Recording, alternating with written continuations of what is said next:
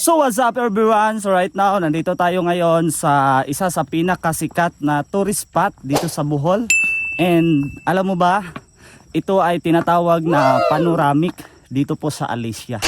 So as you can see, no, green na green po yung mga damo, 'di ba? Yung buntod po, yung mga mountain, 'di ba?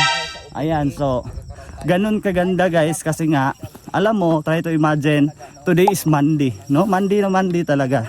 So kung ako ngayon, isa akong empleyado, nagtatrabaho ako, for sure hindi ko ma-experience ito. And alam mo ba, isa ito sa perks na nakuha ko dito sa OBE, yung tipong hindi mo na kailangan mag-file ng leave para makapagala, no? Makapunta sa mga gusto or sa mga sikat na tourist spot din, kagaya nito ngayon. Ayan, so nakikita nyo naman, di ba? So yun lang, isa sa ma-share ko ngayon, isa sa pumasok sa isip ko, kasi nga kung wala ka talagang gawing bago sa buhay mo, for sure wala din talaga magbabago sa'yo. Kaya kung nakita mo man ang video na to at gusto mo ng breakthrough sa buhay, lalong lalo na this 2026, well, this video is for you.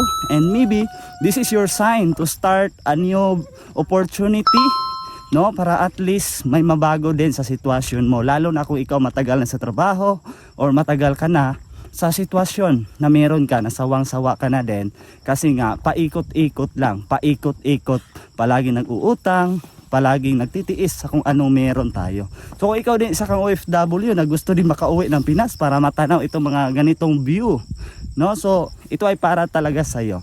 Kaya wala kang ibang gawin ngayon, mag-comment ka dyan sa baba ng video na to, i-comment nyo dyan Alicia Bohol, ayan, para isa ka sa ma-priority ko, matulungan dito kung papaano. So see you in my inbox.